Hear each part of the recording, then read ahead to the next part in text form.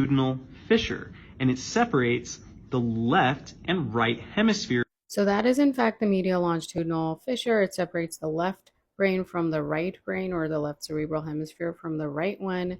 Let's debunk a theory about being left-brained and right-brained. So this is a fun little theory. People who think they're left-brained are more analytical, like numbers, whereas those who are more right-brained will be more emotionally intelligent, be more abstract, have a lot more creativity and imagination. But this is not the case at all. This was first described by Dr. R.W. Sperry in the 60s, who was a surgeon. He was doing a lot of split brain surgeries, or corpus callosotomy. This thick band called the corpus callosum connects both hemispheres of the brain. It's green in this picture. In real life, it's white because of the myelinated neurons that go back and forth between the hemispheres. It's kind of the connection or the highway between the two hemispheres. Now we still do this surgery, but it's more for atonic seizures to stop spread and stop fall. Regardless, he did these studies and found that the left side of the brain can function independently of the right side of the brain, and therefore they thought that both sides of the brains functioned independently and had different purposes. Although that's a fun little theory, I think now we know that there is no such thing as being right-brained or left-brained, but there is such a thing as dominance, which means one side of your brain can be dominant for language and executive functioning.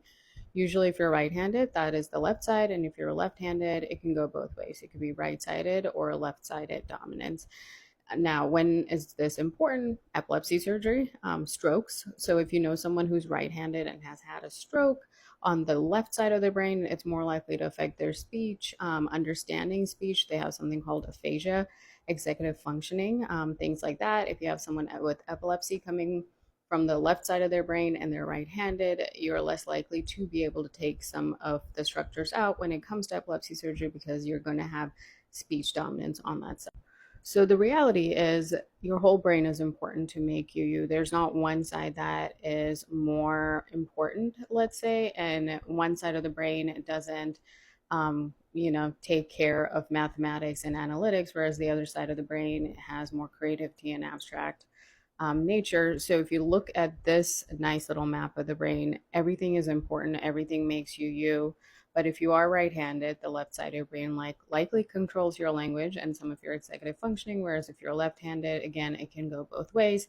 This stuff becomes important for patients, again, with strokes, if you're trying to get surgery, if you've had traumatic brain injury or anything to one hemisphere of the brain. So I hope that was helpful. Let me know if you want to hear more.